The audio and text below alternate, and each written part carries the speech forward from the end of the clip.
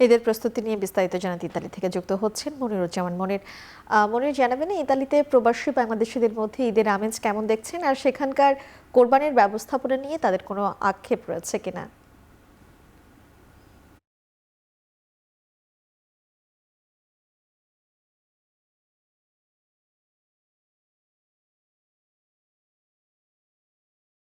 ধন্যবাদ মিম। আপনারা জানেন যে এই ইতালিতে অসংখ্য সংখ্যক মুসলমানের বাস, যদিও এটি ক্যাথলিক খ্রিস্টানদের একটি দেশ।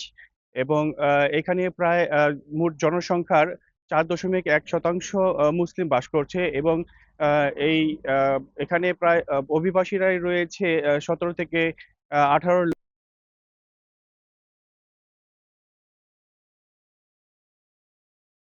অভিবাসী। এশিয়ার যে দেশগুলো আছে অসংখ্য এখানে মুসলমানরা বাস করছে। তবে এই এত মুসলমানরা বাস করার পরও দেখা যাচ্ছে যে এখানে প্রকাশ্যে যে কুরবানি দেওয়ার যে বিষয়টি আছে সেটি কিন্তু এখানে অনুমোদিত নয়। আর অনুমোদিত না থাকায় এখানে প্রবাসী বাংলাদেশী সহ এখানে মুসলিম যে জনগোষ্ঠী রয়েছে তাদের তো একটা আক্ষেপ থাকবেই।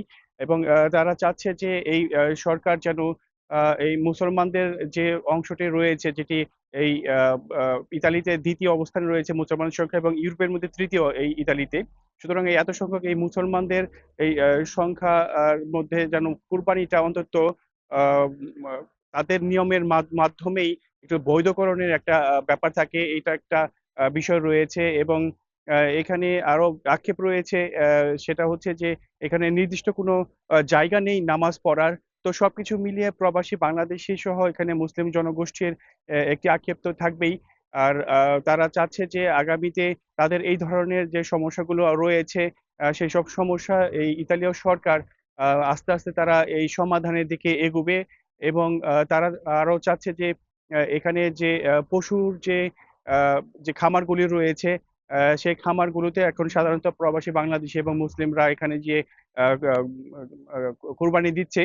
সেক্ষেত্রে অনেক প্রশ্ন রয়েছে যে মুসলমানদের যে কুরবানি দেওয়ার যে রীতিনীতি রয়েছে সেখানে যথার্থ পরিমাণ সেই রীতিনীতি মানা হচ্ছে কিনা। কারণ অনেক ক্ষেত্রেই এই ধরনের সুযোগ সুবিধা থাকছে না, যদিও এখানে নিজ হাতে অনেকে জবর করতে পারছেন, কিন্তু অধিকাংশ মানুষই কিন্তু সেই সুব্যবস্থাটা পাচ্ছে না। তো সবকিছু মিলিয়ে দেখা যাচ্ছে যে কুরবানির যে বিষয়টি, এই কুরবানির বিষয়ের মধ্যে একটি আক্ষেপ রয়েছে। এবং এই জন্যেই এখানে অনেকেই আহ, চাচ্ছে যে দেশে গিয়ে অন্তত পক্ষে কুরবানি দেওয়ার জন্য। তার পাশাপাশি এখানে অনেক প্রবাসী রয়েছে, কর্মব্যস্ততার জন্য দেশে যাওয়া হয় না। তো সবকিছু মিলিয়ে দেশে যাওয়ার একটা প্রবণতা থাকবেই, দেশের টান তো এই প্রবাসীদের সবসময় থাকছে।